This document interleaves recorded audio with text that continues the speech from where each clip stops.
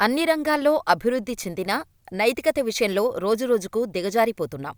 కారణం, రోజురోజుకూ పెరిగిపోతున్న అత్యాచార ఘటనలు, నెలల చిన్నారి నుంచి కాటికి కాళ్ళు చాపిన పండు ముసలిని సైతం వదలటం లేదు మృగాళ్ళు. నాగరికతకు నిదర్శనంగా చెప్పుకునే భారతదేశంలో బాలికల ఆక్రందనలు ఆగటం లేదు. బాలికలపై అత్యాచార పర్వాలు కొనసాగుతూనే ఉన్నాయి. చాక్లెటిస్తానని ఒకడు, హోలీ ఆడుకునేందుకు రంగులు కొనిస్తానని, మామిడి పండిస్తానని పిలిచి ఒకడు, అభం శుభం తెలియని 9 నెలల చిన్నారిని సైతం తన కామవాంఛ తీర్చుకునేందుకు పసిమొగ్గల బతుకులను చిదిమేస్తున్నారు. ఎక్కడ చూసినా అత్యాచారాలతో దేశం అట్టుడికిపోతోంది. నిర్భయ లాంటి ఎన్ని చట్టాలొచ్చినా బాలికల సంరక్షణ ప్రశ్నార్థకంగానే మిగిలిపోతోంది. అసలు ఎదుటి వ్యక్తి తనను తప్పుడు దృష్టితో చూస్తున్నాడు అనే విషయం చిన్నారులకు తెలియదు. ఒకవేళ ఆ దుర్మార్గుల దుర్బుద్ధి గురించి ముందే పసిగడితే ఆ దారుణం నుంచి బయటపడతారు. కాని వారికి అర్థమయ్యే రీతిలో చెప్పాలి కదా! అదే అందరి ముందు ఉన్న పెద్ద సమస్య. కాని ఓరుగల్లుకు చెందిన యాకర గణేష్ సింపుల్గా దీనికి పరిష్కారం చూపించాడు. యాకర గణేష్ చేసిన ఈ ఇన్వెన్షన్కు ప్రధాని నరేంద్ర మోడీ సైతం ఫిదా అయ్యారు. మన్ కీ బాతులో ఈ విషయం కూడా చెప్పారు. ఇంతకీ గణేష్ ఏం చేశారో తెలుసుకుందాం వచ్చేయండి. పిల్లలకు గుడ్ టచ్, బ్యాడ్ టచ్ గురించి చెప్పాలంటే వారిని ముట్టుకునే చెప్పాల్సి వస్తోంది. వారిని తాకకుండా దూరంగానే ఉంటూ చెప్పడమెలా అన్న అతని ఆలోచనకు పరిష్కారమే సంస్కార్ టాయ్. దీని పేరు ఆద్య. ఇది మాట్లాడే బొమ్మ. ఆద్యను ఛాతీ ప్రాంతంలో తాకామనుకో, అక్కడ తాకకూడదు అంటూ హెచ్చరిస్తోంది. ఇలా శరీరంలో ఏ స్పర్శ తప్పో, ఏ స్పర్శ భద్రమో ఆద్యను టచ్ చేస్తూ తెలుసుకోవచ్చన్నమాట. భద్రమైన చోట కూడా తాకటం నచ్చకపోతే ఐ మే నాట్ లైక్ అని చెప్పొచ్చని చెబుతోంది. అంతేకాదు, ఆపదలో ఉన్నప్పుడు ఏం చెయ్యాలో కూడా చెబుతోంది.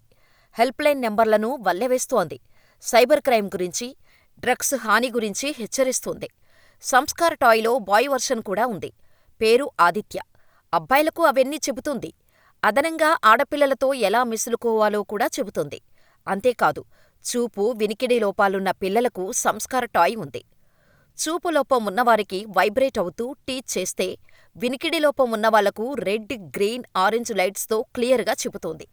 గణేష్ ఈ బొమ్మను రూపొందించిన 2021 నాటి నుంచి నేటి వరకు తెలుగు రాష్ట్రాలతో పాటు దక్షిణాది, ఉత్తరాది కలుపుకొని మొత్తం 5 రాష్ట్రాల్లో 65,000 మంది విద్యార్థులకు భద్రత మీద అవగాహన కల్పించే ప్రయత్నం చేశాడు. కొన్ని స్కూల్స్కి ఉచితంగానే సేవలందించాడు. త్వరలోనే ఎల్ఎల్ఎం మాడ్యూల్స్తో అప్డేట్ అవుతూ సంస్కార్ 2.0 పేరుతో హ్యూమనాయిడ్ రోబోను తయారు చేస్తున్నాడు.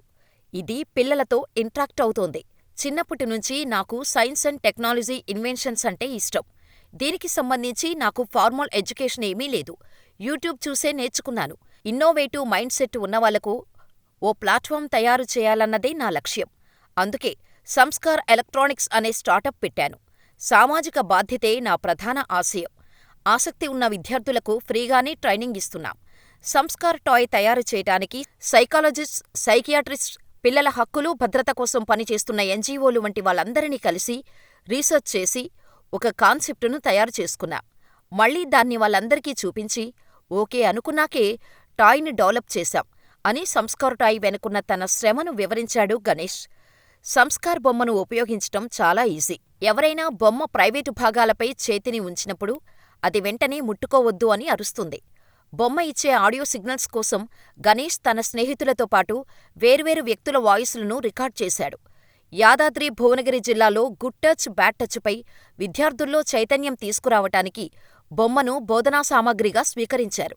రికార్డింగ్ కోసం అప్పటి జిల్లా కలెక్టర్ ఆమె వాయిస్ ఇచ్చారు. ఈ బొమ్మ తెలుగు, ఇంగ్లీష్, హిందీ, తమిళం, కన్నడ, మలయాళం మరియు కొంకణితో సహా 7 భాషలలో మాట్లాడగలదు. గణేష్ ఫస్ట్ 60 సంస్కార్ బొమ్మలు తయారు చేశాడు.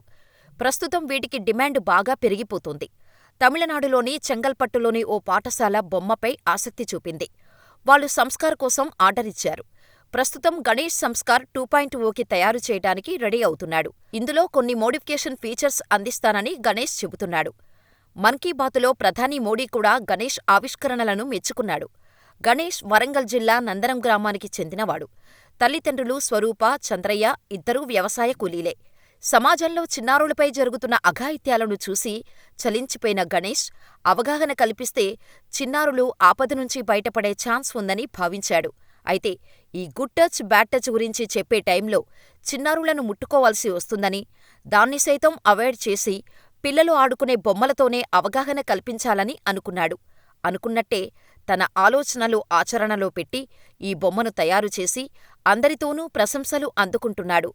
మరి గణేష్ ఆవిష్కరించిన ఈ బొమ్మ గురించి మీరేమనుకుంటున్నారో మాకు చెప్పేయండి.